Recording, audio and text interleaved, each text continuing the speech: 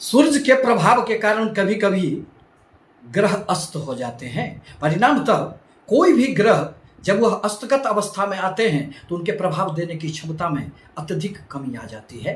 13 मार्च 2026 से शनिदेव, जो कर्म के विधाता हैं, जो न्याय के देवता कहे जाते हैं, वह अस्तगत अवस्था में आ गए थे। अतः उनके प्रभाव देने की क्षमता में अत्यधिक कमी आ गई थी। परिणामतः जहां कुछ राशियों को इसका थोड़े बहुत लाभ प्राप्त हुए थे, परंतु अधिकांश राशियों के व्यक्तियों के जीवन पर इसका एक अत्यंत गहरा प्रभाव पड़ा था। परंतु अब उनका उदय होने जा रहा है।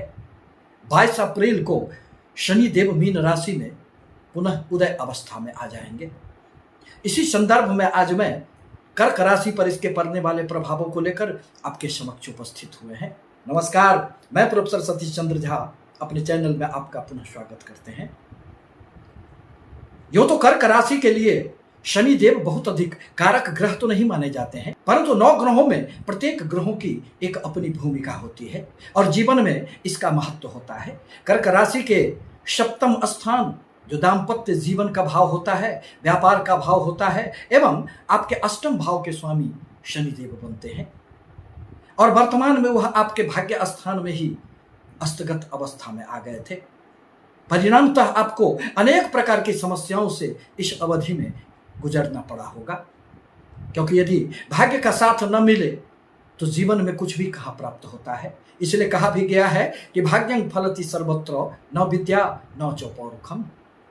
अर्थात यदि भाग्य का साथ नहीं मिलेगा तो व्यक्ति अथक परिश्रम कर ले, उसे मंजिलें आसानी से प्राप्त कहाँ होती है। अतः चंद्रमा प्रधान कर्क राशि के लिए शनिदेव का यह उदयगत स्थिति आपके जीवन में अनेक प्रकार से सफलता के सूत्र गढ़ने वाले हैं। अब आपका यह समय अत्यंत भाग्यवर्धक माना जा सकता है। आपके कैरियर में भी स्थिरता देने के कार्य तो शनिदेव ही करते हैं। इस अवधि में आपको लंबे समय से कोई भी रुके हुए कार्यों में पुनः गति आ जाएगी और वह पूरे होने लग जाएंगे। आपके कर्म क्षेत्र में भी उन्नति होंगे।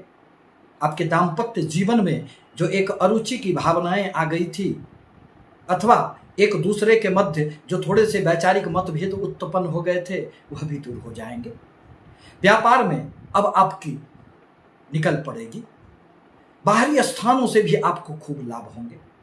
साथ ही साथ भाग्य स्थान में रहकर शनिदेव धर्म के प्रति भी मन में थोड़ी सी जिज्ञासाएं जागृत कर देते हैं। अनेक यात्राओं का योग बनेगा। धार्मिक स्थलों की यात्राएं हो सकती है। शनिदेव की तीसरी दृष्टि आपके लाभ स्थान पर पड़ने के कारण अब आपको अपने व्यापार अथवा नौकरी में खूब लाभ होंगे। यदि आपके कहीं कोई धन रुके पड़े थे तो वह भी अब आपको प्राप्त हो जाएंगे। आपकी मन की हर प्रकार की इच्छाएं शनिदेव पूरे करने का प्रयास करेंगे।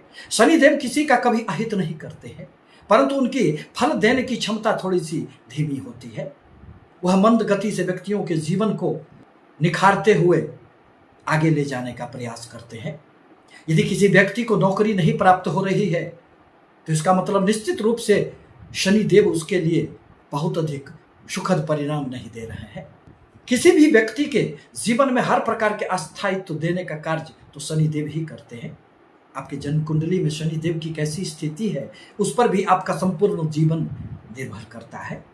इस अवधि में आपके आर्थिक स्थितियों में भी सुधार होंगे, आपके पराक्रम में भी वृद्धि होंगे, परंतु भाई बहनों के साथ संबंधों की गरिमा बनी रहे, इस पर आपको निश्चित रूप से ध्यान देना होगा। किसी भी प्रकार के संचार के क्षेत्र से जुड़े हुए लोगों के लिए भी यह समय वरदान साबित होने वाला है। छात्रों के लिए भी अब समय अत्यंत सुखद कहा जा सकता है। यदि आप किसी भी प्रकार के नौकरी के लिए प्रयासरत हैं तो उसमें अब आपको सफलताएं मिलेगी। हर प्रकार की प्रतिस्पर्धाओं में आपकी शनिदेव विजय देने का कार्य करेंगे। यदि आपका किसी भी प्रकार का लोन इस अवधि में चुकता नहीं हो पा रहा था तो वह भी अब धीरे धीरे चुकता होते चले जाएंगे। शत्रु आपका इस अवधि में कुछ भी बिगाड़ नहीं पाएंगे, परंतु आवश्यक है कि शनिदेव के बीज मंत्रों का आप जाप करें, गरीबों को मदद किया करें, शनि मंदिर में तेल चढ़ाया करें। फिर आपके जीवन में जो थोड़ी बहुत नकारात्मक प्रभाव शनिदेव के कारण उत्पन्न हो जाते हैं वह दूर हो जाएंगे। परंतु विशेष रूप से अपने स्वास्थ्य पर भी आपको इस अवधि में अब ध्यान देने की आवश्यकता पड़ेगी। आपसे निवेदन है कि हमारी बातें यदि आपके लिए थोड़ी भी उपयोगी हो तो हमारे चैनल को लाइक करें, सब्सक्राइब करें, शेयर करें, ताकि मैं अपने विचारों से सतत आपको अवगत कराता रहूं। धन्यवाद।